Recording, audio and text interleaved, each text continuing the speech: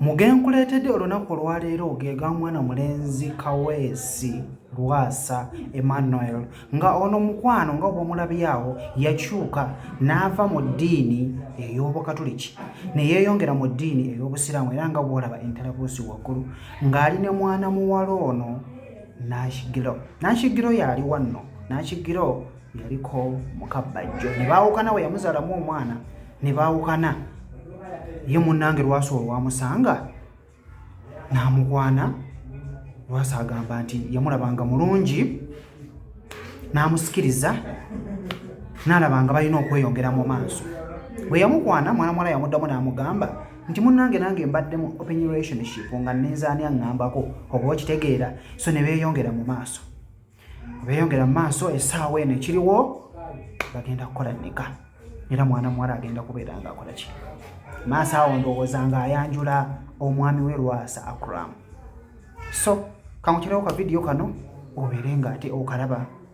Temuli kizigo gwe wogenda okwetegereza obuntu buli obwakati obuddugavu bulaba eno yokayoka eno makati we waddugavu wokawokka mu maaso n'emabega ase mabega aliko eru n'ebbina lyeru naawe layira twala eri n'ebbina lyeru origino mulimu ekizigo atwogera ebintu ebyamagezi nkubuuza okusekaseka bintu byatukutuku keeru temuli mu kizigo temuli kizigo. Lwasa Acram yayongedde maaso n'atugamba nti bw'abanga bajjo yamusuulawo ye amwetaaga era ajja kubeera nga amulabirira. Bw'aba yamuzaalamu omwana n'alekaawo ye ajja kumulabirira ye ng'omukyala n'omwana we ajja kubeera nga amulabirira.